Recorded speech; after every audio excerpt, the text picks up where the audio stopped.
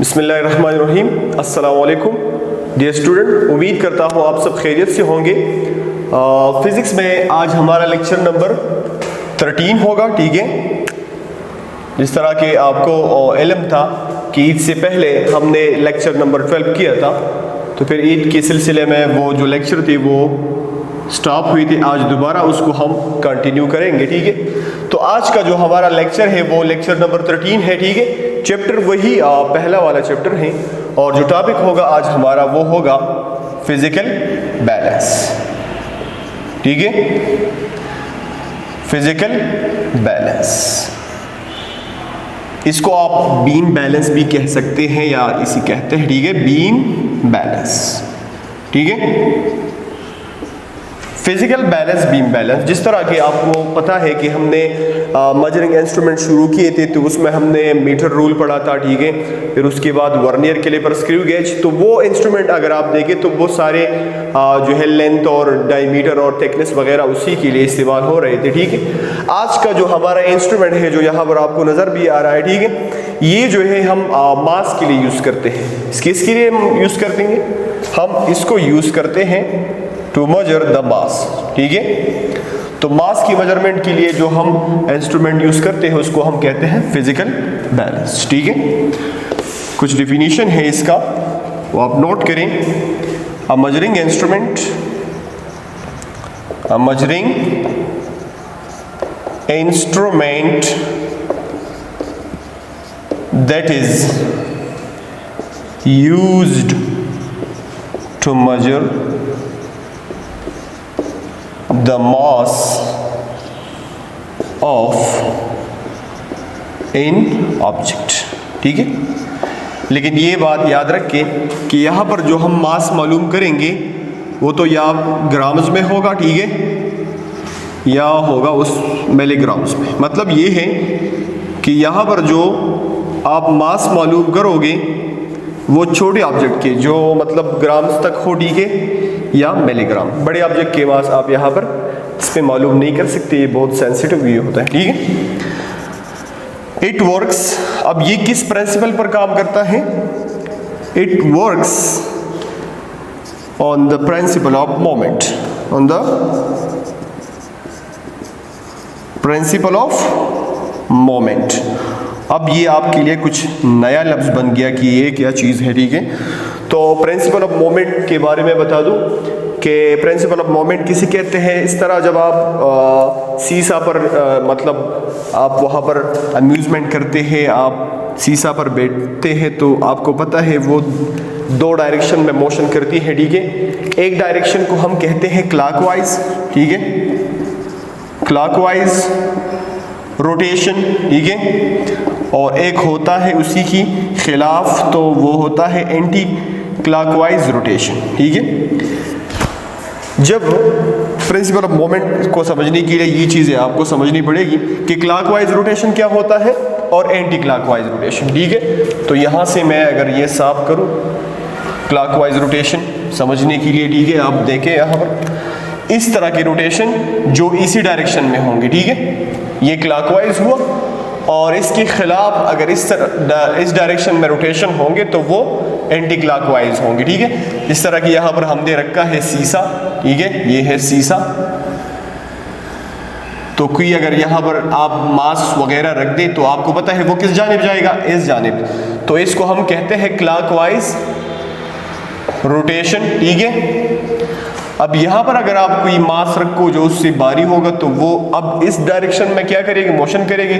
तो इसको हम कहते हैं एंटी क्लॉकवाइज रोटेशन, ठीक है। इसको आप टार्क भी कहते हैं, ठीक है। मोमेंट को हम क्या कह सकते हैं, टार्क भी कहते हैं, ठीक है।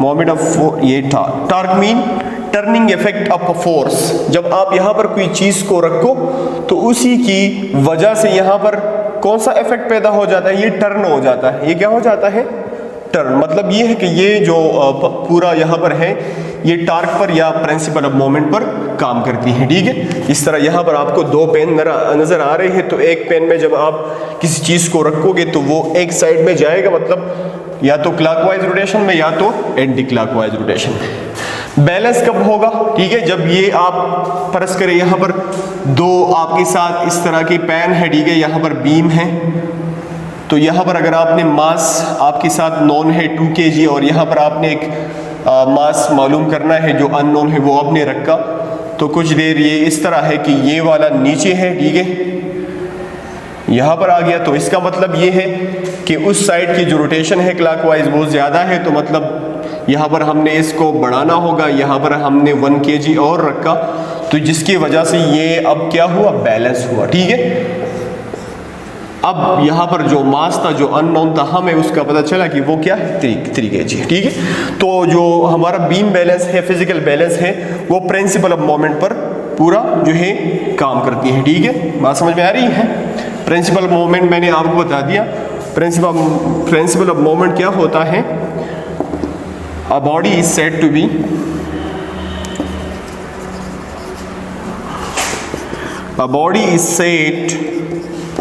To be in equilibrium. Equilibrium का मतलब बैलेंस है, ठीक है। अगर बॉडी बैलेंस है, कब बैलेंस होगी, a body is said to be in equilibrium when clockwise rotation is equal to anti clockwise rotation. बात समझ में आ रही है। प्रिंसिपल ऑफ मोमेंट ये है, ठीक है, कि एक बॉडी तब इक्विलिब्रियम में होगी जब clockwise rotation anti clockwise rotation के बराबर होंगे, ठीक है। यहाँ पर ये दो पेन तब जो है बैलेंस और इक्विलिब्रियम में होंगे जब इस साइड में उस साइड में जो है सेम वेट या सेम मास पड़ा होगा। बात समझ में आ रही है। तो हमारा फिजिकल बैलेंस जो है ये कुछ डिफिनीशन था उसका, ठीक है, कि मास के लिए इस्तेमाल करते हैं। मास में मतलब कितना मास हम इसमें मालूम कर सकते हैं, ग्राम्स में, मिलीग्राम में। फिर हमने ये पढ़ा कि ये जो फिजिकल बैलेंस है ये प्रिंसिपल ऑफ मोमेंट या टार्क पर काम करती है। प्रिंसिपल ऑफ मोमेंट क्या चीज़ है, it is a principle in which we study about equilibrium या बैलेंसिंग, ठीक है, कि जब clockwise rotation anti clockwise rotation के बराबर हो जाए तो एक बॉडी इक्विलिब्रियम में और बैलेंस में आ जाएगी और वहाँ से हम मास फिर मालूम कर सकते हैं, ठीक है। तीसरा पॉइंट आप यहाँ पर लिख के, इट इज़ वेरी सेंसिटिव, ठीक है, इट इज़ वेरी सेंसिटिव, ये बहुत सेंसिटिव होता है, ठीक है। तो इसी वजह से इसको हमने किस में बंद किया है, ग्लास केस में। किस में, ग्लास कवरिंग में या ग्लास केस में इसको बंद किया है। क्यों, कि हम इसको विंड या एयर रेजिस्टेंस से बचाएं, ठीक है, विंड या एयर रेजिस्टेंस या डस्ट से बचाए। क्यों, कि ये उसकी डजंट अफेक्ट इट्स एक्यूरेसी, ठीक है। ये बहुत सेंसिटिव होता है। अगर आप देखें तो इसको यहाँ पर बंद किया है, ये अगर आप देखें, ठीक है, ये इसलिए बंद करते हैं कि आपको पता है हवा की वजह से या डस्ट की वजह से हो सकता है कि इसके बैलेंसिंग में थोड़ा मसला आ जाए, तो ये है कि इसकी एक्यूरेसी फिर ठीक नहीं होगी। बात समझ में आ रही है। तो ये हमारा फिजिकल बैलेंस है जो मास के लिए इस्तेमाल होता है। ये प्रिंसिपल ऑफ मोमेंट पर काम करता है, ये बहुत सेंसिटिव होता है। इसी वजह से इसको हमने ग्लास के कवरिंग और शीशे में जो है इसको हमने बंद किया है, ठीक है। उम्मीद करता हूँ आपको इसमें कोई मसला नहीं होगा। अब इसकी कंस्ट्रक्शन के लिए मैं एक डेमो दूंगा, ठीक है, कि इसके जो पार्ट्स हैं वो क्या क्या जो है काम करते हैं और किस लिए और क्या क्या नाम है उनके, ठीक है। यहाँ पर आपको फिज़िकल बैलेंस की जो कंस्ट्रक्शन है वो नज़र आ रही है। एक शीशे में, एक ग्लास की केसिंग में वो बंद है। अगर आप देखें तो ये इसलिए हम बंद करते हैं, तो वो मैंने आपको बता दिया कि ये बहुत सेंसिटिव होता है कि बाहर की हवा और डस्ट की वजह से इसकी एक्यूरेसी जो है वो ख़राब ना हो जाए, ठीक है। तो अब इसकी कुछ कंस्ट्रक्शन और उसके पार्ट्स वगैरह हैं उसको हम सीखेंगे। पहले इसको हटाएंगे कि अंदर जो है आपको सारी चीज़ें अच्छी तरह नज़र आ जाए, ठीक है। तो शुरू करेंगे यहाँ से, ठीक है। यहाँ पर अगर आप देखें तो दो आपको स्क्रू नज़र आ रहे हैं। ये जो स्क्रूज़ हैं ये किस लिए होते हैं, तो इसको हम कहते हैं लेवलिंग स्क्रूज़।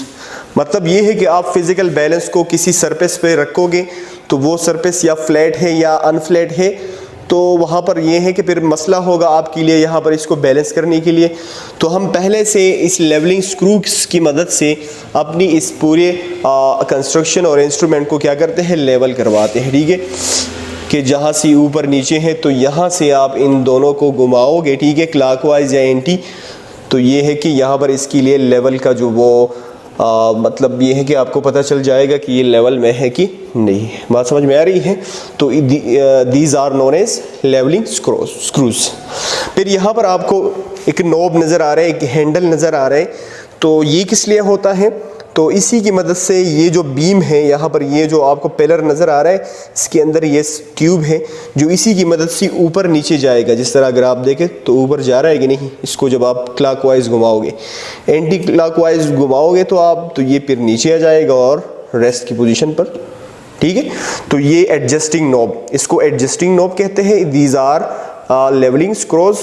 ये जो है एडजस्टिंग नॉब ये इसलिए है कि जब आप इसमें कोई मास नहीं रखते, मतलब बंद है, अब कोई चीज़ नहीं है, तो इसको आप एंटी क्लॉकवाइज घुमा के इसको नीचे ला के इन एज पर आपने इसको रेस्ट करवाना है, ठीक है। जब आप इसमें कोई चीज़ रखोगे तो फिर आपने इसको घुमाना है कि वो ऊपर जाके फ्री हो के आपको फिर आपका मास जो डिज़ायर वैल्यू है वो आपको दे दे, ठीक है। फिर यहाँ पर आपको दो पेन नज़र आए, ये पेन है, ठीक है, पेन।